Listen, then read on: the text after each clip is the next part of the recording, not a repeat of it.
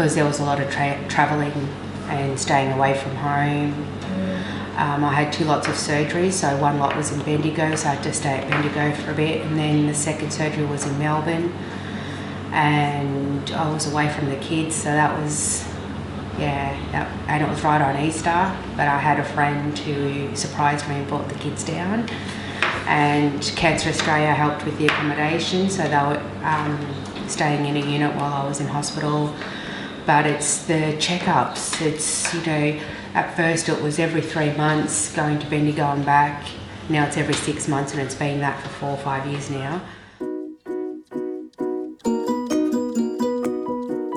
Bowel screening, it's a funny one because I don't think people are very comfortable taking their samples.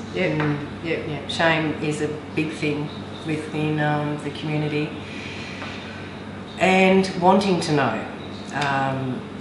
Breast screening, it's like it's just not priority to our mob. Cervical screening, same thing.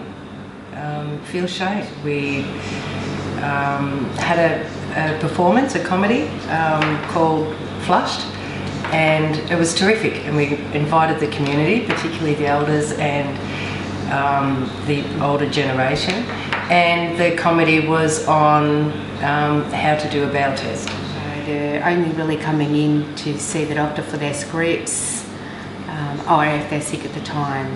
They don't really think about the cancer screening.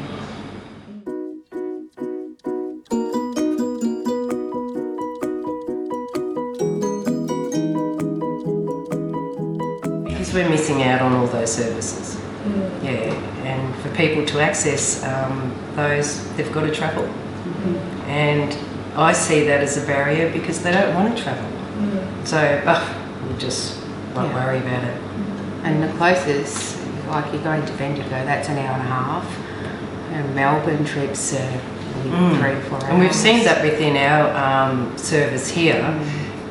Some people will get a referral, and the referral may have to take them to Melbourne. Well, they put it off and put it off. We'll make the appointment for them, and sometimes it's very hard to get them from here to there. Particular client still has to travel for particular scans, and she's absolutely exhausted by the time she comes home.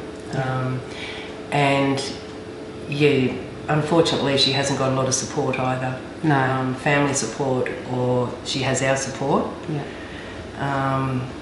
And has gotten close to a hack our transport driver because he takes her to all her appointments because she doesn't have a licence.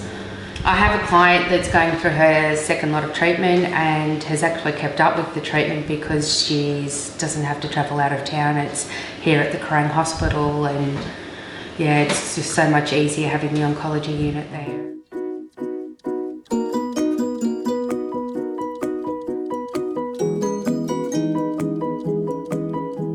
My priorities are cancer screenings, smoking cessation, oral health. And again, with experience, you don't want to have to keep repeating your story all the time. Like my checkups, still all this time I get asked if I'm a smoker, have you given up smoking? And it's like, have you looked at my file? And I could see the community here being the same, having to repeat that story, their history over and over again because it's somebody different. Starting with the younger generation now too, so preparing them, like with the bowel comedy screening, we didn't just have it for the elders, the whole community was invited, so the people that were in their 20s and 30s were getting that education now, so they're ready for that when it comes time to have that screening. And also encourage their older people as well. And we're running a school program at the moment as well, educating the young people the risks and hazards and things that will make them unwell.